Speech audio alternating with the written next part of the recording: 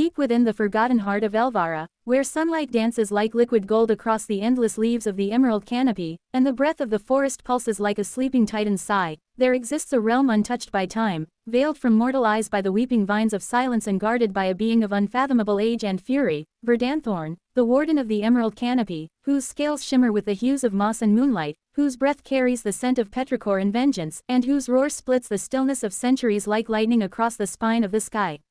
In the era of bloom and peace, when the druids of Silinar still spoke with the trees and the rivers hummed ancient lullabies, Verdanthorn was born not of egg or fire, but of root, wrath, and ritual, summoned by the forest itself as a living embodiment of nature's will, its protector, judge, and final sword. For millennia he slumbered beneath the cradle tree, a godlike sentinel woven into the roots of the world, his dreams painting the skies with rain and waking the earth with spring, until the tremors of machines echoed across the land, and the scent of steel and smoke corrupted the sacred winds.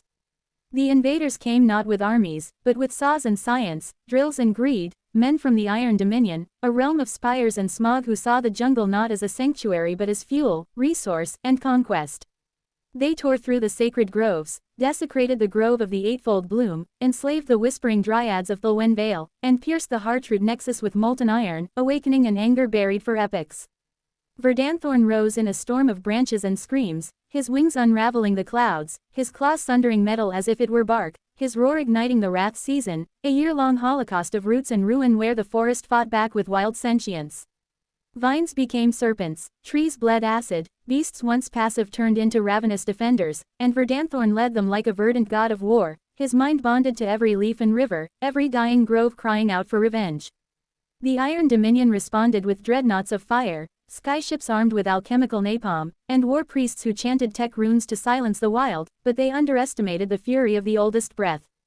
Cities like Braxium Prime and Hollowpoint Citadel were swallowed whole by creeping jungles that rose overnight like waves, soldiers drowned in fields of thorns that drank blood and bloomed red, and their leaders' bones now stand as wind chimes on the sentinel trees of the eastern reach. Amid this chaos, a last hope for peace emerged, a child named Elira, born of both lineages, daughter of a forest priestess and an exiled iron engineer, bearing a heart that pulsed with leaf and lightning. She sought Verdanthorn not as a supplicant or soldier, but as a bridge, daring to cross the ruined divide where man and nature bled into each other. Her journey was a crucible. She passed the trial of the thorns, where regret manifests as vines that strangle the soul. She tamed the mist panther of Mervale, earning its blessing. She drank from the fountain of hollow roots and spoke the tongue of bark. At last, she found him at the verdant throne, an ancient clearing where time stands still, where Verdanthorn coiled like a mountain of emerald fury, his eyes glowing with the history of a million breaths, his chest marked by scars older than empires. Elira knelt, not to beg, but to ask, can harmony still bloom in the shadow of scars?